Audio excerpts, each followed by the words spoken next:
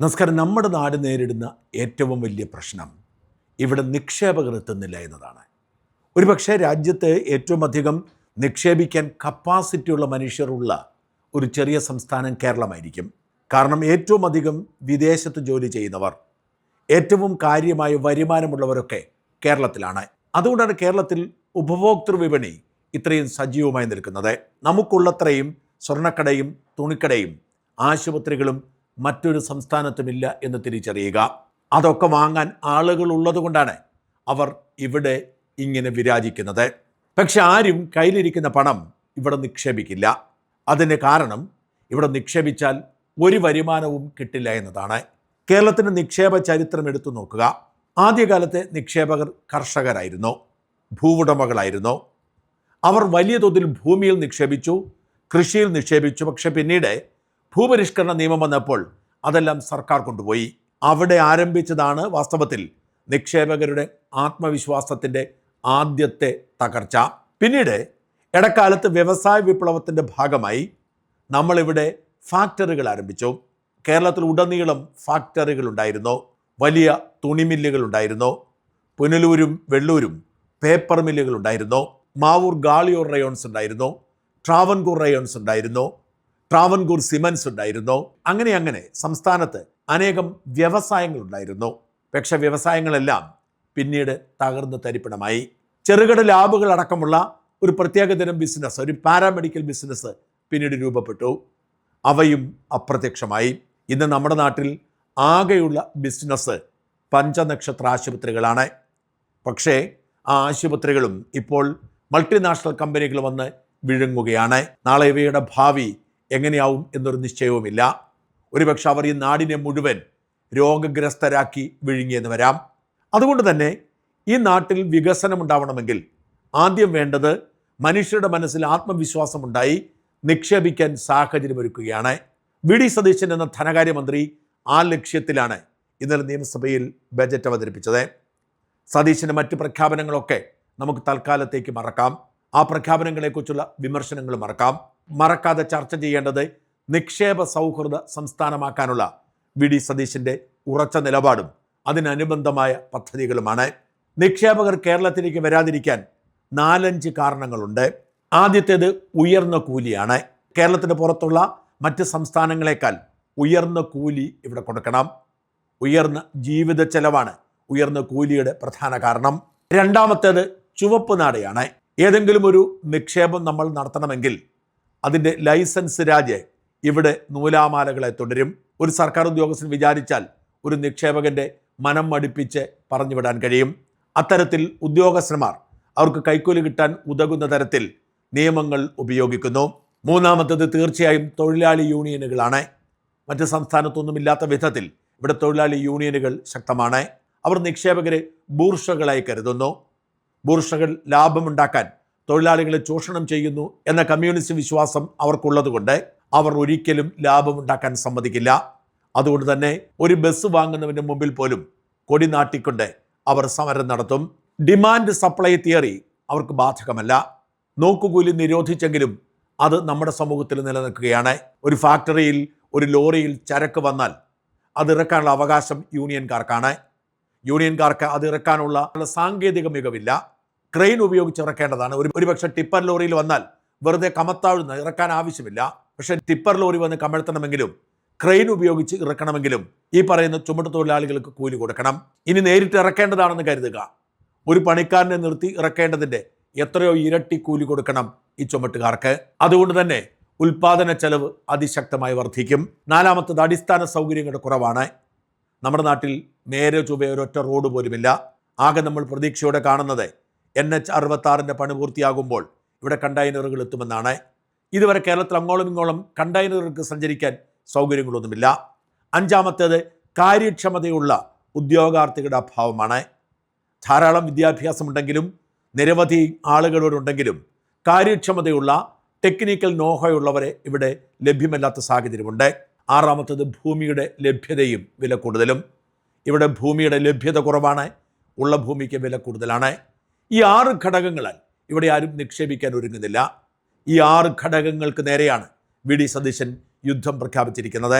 ഭൂമിയുടെ വിലയൊക്കെ എങ്ങനെ നിയന്ത്രിക്കുമെന്ന ചോദ്യം പ്രസക്തമാണെങ്കിലും പുതിയ ഭൂപരിഷ്കരണം പ്രഖ്യാപിച്ചിരിക്കുന്നത് അടിസ്ഥാനപരമായി വ്യാവസായിക താല്പര്യങ്ങൾക്ക് വേണ്ടി ഭൂമിയുടെ വിലയെ ശക്തമായ നിയന്ത്രണത്തിലൂടെ കൈകാര്യം ചെയ്യാനാണ്. വിഴിഞ്ഞം പദ്ധതിയുടെ പരിസര പ്രദേശത്തെ കഴിഞ്ഞ സർക്കാർ നിരവധി വ്യവസായങ്ങൾ പ്രഖ്യാപിച്ചെങ്കിലും ഒന്നും നടക്കാതെ പോയതിൻ്റെ കാര്യം ആ വ്യവസായ പദ്ധതികളിലേക്ക് പണം നിക്ഷേപിക്കുന്നവർക്ക് ഭൂമി അഫോർഡ് ചെയ്യാൻ കഴിയാത്തതാണ്. അതിന് പരിഹാരമുണ്ടാക്കുമെന്ന് വി ഡി സതീശൻ പറയുമ്പോൾ വലിയ പൊളിച്ചെഴുത്തിലൂടെ പൊന്നും വില സമ്പ്രദായം അവസാനിപ്പിക്കുമെന്ന് കരുതാം. യൂണിയനുകളെ നിലയ്ക്ക് നിർത്താൻ വേണ്ടി തൊഴിൽ നിയമങ്ങളിൽ പരിഷ്കാരം വരും. മാറി മാറി വരുന്ന സർക്കാരുകൾ 2 പതിറ്റാണ്ടിലധികമായി ഏകജാലക സംവിധാനം എന്നൊക്കെ പറയുന്നുണ്ടെങ്കിലും ഒന്നും നടക്കാറില്ല. എന്നാൽ തമിഴ്നാടും ആന്ധ്രയും തെലങ്കാനയും ഒക്കെ ഏകജാലക സംവിധാനത്തിലൂടെയാണ് വ്യവസായങ്ങളെ നേരിടുന്നത്. അതുകൊണ്ട് തന്നെ ഇവിടെ ഏകജാലക സംവിധാനം നടപ്പിലാക്കും എന്ന നിശ്ചയദാർഢ്യം സതീശനുണ്ടാവും. അതായത് നിങ്ങളൊരു സംരംഭത്തിന് ഇറങ്ങിയാൽ നിങ്ങളുടെ ബിസിനസ് നിയമപരമാണെന്ന് തെളിഞ്ഞാൽ മതി, നിങ്ങളുടെ എല്ലാ ലൈസൻസിങ് സമ്പ്രദായവും സർക്കാർ ചെയ്തു തരും. അത് ഏകജാലകത്തിലൂടെ തന്നെ കൃത്യസമയത്തിനുള്ളിൽ പൂർത്തിയാക്കേണ്ട ഉത്തരവാദിത്വം ഉദ്യോഗസ്ഥന്മാരെ ചുമതലപ്പെടുത്തും. ഇതിനുവേണ്ടി തന്നെ ഇൻവെസ്റ്റ്മെൻറ്റ് സെൽ എന്ന പേരിൽ ഒരു സമ്പ്രദായം തന്നെ പ്രഖ്യാപിക്കുന്നുണ്ട്. ആ ഇൻവെസ്റ്റ്മെൻറ്റ് സെല്ലിൻ്റെ ബാധ്യതയാണ് സംരംഭകനെ മെനക്കെടുത്താതെ അവൻ്റെ പദ്ധതികൾ നടപ്പിലാക്കി കൊടുക്കാൻ, അവനുണ്ടാവുന്ന തൊഴിൽ പ്രശ്നങ്ങളടക്കം ഇടപെട്ട് പരിഹരിക്കുക, ബുദ്ധിമുട്ടിൽ പോകുന്ന സംരംഭകരെ സഹായിക്കാൻ റിവോൾവിംഗ് ഫണ്ട് അടക്കമുള്ള ഫണ്ടിംഗ് സംവിധാനവും നടപ്പിലാക്കും. ബാങ്കുകളുമായി സഹകരിച്ച് ലാഭസാധ്യതയുണ്ടെന്ന് സർക്കാർ സർട്ടിഫൈ ചെയ്യുന്ന സ്ഥാപനങ്ങൾക്ക് സർക്കാർ ഗ്യാരണ്ടിയിൽ ലോൺ കൊടുക്കുന്നതടക്കമുള്ള സാമ്പത്തിക ഇടപാടുകൾക്കും പദ്ധതികൾക്കും രൂപം കൊടുക്കുന്നുണ്ട്. മിഷൻ സമുദ്ര എന്ന പദ്ധതിയും ടൂറിസത്തെ വ്യവസായമായി പ്രഖ്യാപിച്ചതും വിദ്യാഭ്യാസ മേഖലയിലെ പരിഷ്കാരവും ഈ ഇൻവെസ്റ്റ്മെൻറ്റ് ഫ്രണ്ട്ലി കേരള സൃഷ്ടിയിൽ മൂല ഘടകങ്ങളായി മാറും. മിഷൻ സമുദ്ര നിസ്സാരമായൊരു പദ്ധതിയല്ല. കേരളത്തിൽ 2 അന്താരാഷ്ട്ര തുറമുഖങ്ങളുണ്ട്, കൊച്ചിയിലും തിരുവനന്തപുരത്തും. തിരുവനന്തപുരത്തെ വിഴിഞ്ഞം പദ്ധതിയുടെ വിജയമാണ് വാസ്തവത്തിൽ മിഷൻ സമുദ്ര എന്ന പദ്ധതിക്ക് പോലും രൂപം കൊടുക്കാൻ കാരണമാകുന്നത്.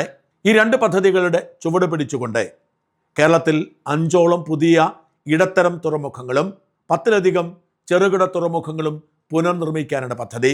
കൊല്ലം, ബേപ്പൂർ, അഴീക്കൽ, പൊന്നാനി ഇവയായിരിക്കും ഇടത്തരം തുറമുഖങ്ങളായി നിർമ്മിക്കുക. ഈ ഇടത്തരം തുറമുഖങ്ങളും 2 പ്രധാന തുറമുഖങ്ങളും കൈകാര്യം ചെയ്യാൻ പൂർണ്ണാധികാരം അദാനിക്ക് കൊടുക്കും. കോൺഗ്രസ് പാർട്ടിക്ക് അദാനി വിരുദ്ധ വികാരമുണ്ടെങ്കിലും വി ഡി സതീശൻ അതില്ല. വി ഡി സതീശൻ മുഖ്യമന്ത്രി ആവണം എന്ന് വാസ്തവത്തിൽ ശാഠ്യം പിടിച്ചത് അദാനി തന്നെയായിരുന്നു. അദാനിക്ക് ഒരുപാട് സ്വപ്നങ്ങൾ കേരള തീരത്തുണ്ട്. ഈ സ്വപ്നങ്ങളൊക്കെ സതീശനോടൊപ്പം നിന്ന് നടപ്പിലാക്കാനും അതിനുവേണ്ട കേന്ദ്രാനുമതി മോദിയെ കൊണ്ട് വാങ്ങിക്കാനും അദാനിക്ക് കഴിയും. ആരെതിർത്താലും ആ പദ്ധതിയുമായി മുമ്പോട്ട് പോയി കേരളത്തിൻ്റെ സമുദ്ര സമ്പദ് വ്യവസ്ഥയിലൂടെ സാമ്പത്തികമായി ഉയർത്താനാണ് സതീശൻ്റെ പദ്ധതി. കടലിനെയും കായലിനെയും റോഡുകളെയും വിമാനത്താവളങ്ങളെയും തുറമുഖങ്ങളെയും എല്ലാം ബന്ധിപ്പിക്കുന്ന സമഗ്രമായ ലോജിസ്റ്റിക് പദ്ധതികളാണ് സതീശൻ വിഭാവന ചെയ്യുന്നത്. ഇവയെല്ലാം അദാനി തന്നെയായിരിക്കും കൈകാര്യം ചെയ്യുക. ഇപ്പോൾ തന്നെ എയർപോർട്ടും സീപോർട്ടും അദാനിയുടെ നിയന്ത്രണത്തിലാണ്. അദാനിക്ക് ഒരുപാട് സ്വപ്നങ്ങളുണ്ട്. ആ സ്വപ്നങ്ങൾക്കൊപ്പം നിന്നുകൊടുക്കുക എന്ന ഉത്തരവാദിത്വമാണ് സതീശൻ ഏറ്റെടുത്തിരിക്കുന്നത്. പ്രധാന തുറമുഖങ്ങൾക്ക് ചുറ്റും വ്യവസായ പാർക്കുകളും സ്റ്റഫിംഗ് സെൻ്ററുകളും വെയർഹൗസുകളും സ്ഥാപിക്കും. അതിനുവേണ്ട തടസ്സങ്ങൾ നീക്കി ഭൂമി ഏറ്റെടുത്തു കൊടുക്കേണ്ട ഉത്തരവാദിത്വം സർക്കാർ ഏറ്റെടുക്കും. വിഴിഞ്ഞത്തെ ഭൂഗർഭ ടണലും ദേശീയപാതയെ ബന്ധിപ്പിക്കുന്ന റിംഗ് റോഡുകളും ഒക്കെ ഉണ്ടാവും. ഇതിനെയൊക്കെ ബന്ധിപ്പിച്ചുകൊണ്ട് ഉൾനാടൻ ജലപാതകൾ വളർത്തിയെടുക്കുകയും വിഴിഞ്ഞം മുതൽ ബേക്കൽ വരെയുള്ള ജലപാത പൂർത്തിയാക്കുകയും ചെയ്യും. വിഴിഞ്ഞത്തും കൊച്ചിയിലും ക്രൂയിസ് ഷിപ്പുകൾ ഇറങ്ങി ടൂറിസ്റ്റുകളെ ആകർഷിക്കും. ഈ ലക്ഷ്യം കൂടി കണക്കിലെടുത്താണ് ടൂറിസത്തെ വ്യവസായത്തിലേക്ക് മാറ്റുന്നത്. വ്യവസായമാകുമ്പോൾ ഒരുപാട് ഗുണങ്ങളുണ്ട്. ടൂറിസത്തിന് നിരവധി ലൈസൻസിങ് കടമ്പകളുണ്ട്. എന്നാൽ വ്യവസായത്തിന് ലൈസൻസിങ് കടമ്പകൾ കുറവാണ്.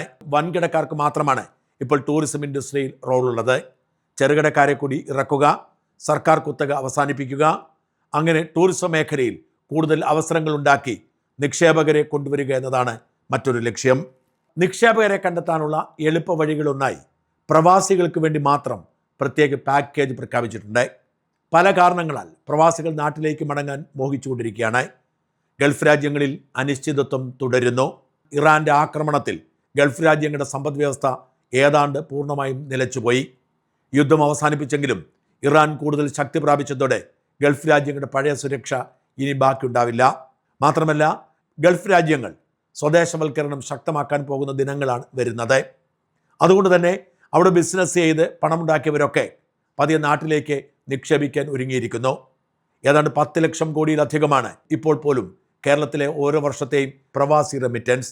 സർക്കാർ ഇവിടെ അനുകൂല സാഹചര്യം ഒരുക്കി കൊടുത്താൽ കുറഞ്ഞത് 25 ലക്ഷം രൂപ മുടക്കാൻ തയ്യാറായി ലക്ഷക്കണക്കിന് മനുഷ്യരുണ്ടാവും. ഗൾഫിൽ ഒരു കട നടത്തുന്നതിന് പോലും 5-6 കോടി കേരളത്തിൽ ഇൻവെസ്റ്റ് ചെയ്യാൻ മടിയുണ്ടാവില്ല. ഗൾഫിലേതിന് സമാനമായ സാഹചര്യം പാശ്ചാത്യ രാജ്യങ്ങളിലും ഉയർന്നു വരുന്നു. ആ രാജ്യങ്ങളിലൊക്കെ വംശീയത അതിശക്തമായി രൂപപ്പെടുകയും കലാപങ്ങൾ ഉണ്ടാവുകയും ചെയ്യുന്നതോടെ പലരും നാട്ടിലേക്ക് മടങ്ങാനുള്ള ഉദ്ദേശത്തിലാണ്. മാത്രമല്ല ബ്രിട്ടൻ അടക്കമുള്ള പാശ്ചാത്യ രാജ്യങ്ങളിൽ ചിലവേറുകയും തൊഴിലവസരങ്ങൾ കുറയുകയും ചെയ്യുന്നു. ഇവിടങ്ങളിലൊക്കെ ബിസിനസ് നടത്തി പണം ഉണ്ടാക്കിയവർക്ക് കേരളത്തിലേക്ക് തിരിച്ചു വരാൻ താല്പര്യമുണ്ട്. അവർക്ക് വേണ്ടി മാത്രമാണ് പ്രവാസി നിക്ഷേപ പദ്ധതിയുമായി രംഗത്ത് വരുന്നത്. പ്രവാസികളുടെ പണം വാങ്ങി പലിശ കൊടുക്കുന്നതിന് പകരം പ്രവാസികളെ പ്രത്യേകമായി കണക്കാക്കി ഇവിടെ നിക്ഷേപിക്കാനും അവർക്ക് ലാഭം ഉറപ്പാക്കാനുമുള്ള സർക്കാർ ഗ്യാരണ്ടി ആയിരിക്കും ഈ പദ്ധതി. ഇതിൻ്റെ തുടർച്ച തന്നെയാണ് വിദ്യാഭ്യാസ രംഗത്തെ അഴിച്ചുപണി. വിദ്യാഭ്യാസ രംഗത്ത് ഇതുവരെയുള്ള പഴഞ്ചൻ രീതികൾ മാറ്റിമറിക്കും. ഇതുവരെ ഉണ്ടായിരുന്ന വിദ്യാഭ്യാസ നയം മെഡിക്കൽ കോളേജുകളും എഞ്ചിനീയറിംഗ് കോളേജുകളും ഒക്കെ അനുവദിക്കുക എന്നതായിരുന്നു. പക്ഷെ അവയൊക്കെ ഒരിടത്തും എത്തിയില്ല.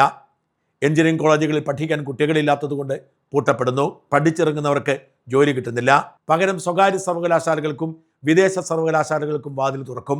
അവർക്ക് തൊഴിലധിഷ്ഠിതമായ കോഴ്സുകൾ തുടങ്ങാൻ പൂർണ്ണ സ്വാതന്ത്ര്യം കൊടുക്കും. അങ്ങനെ കേരളത്തിൻ്റെ ഡിമാൻഡ് അനുസരിച്ച് വിദ്യാഭ്യാസം സപ്ലൈ ചെയ്യാനായിരിക്കും പദ്ധതിയിടുക. കേരളത്തിന് പുറത്തുള്ള വിദ്യാർത്ഥികളെ, സാർക്ക് രാജ്യങ്ങളിലെ വിദ്യാർത്ഥികളെ കേരളത്തിലെ യൂണിവേഴ്സിറ്റികളിലേക്ക് ആകർഷിക്കാൻ പ്രത്യേക പദ്ധതി ഉണ്ടാവും. ഇതും വലിയ നിക്ഷേപമാണ്.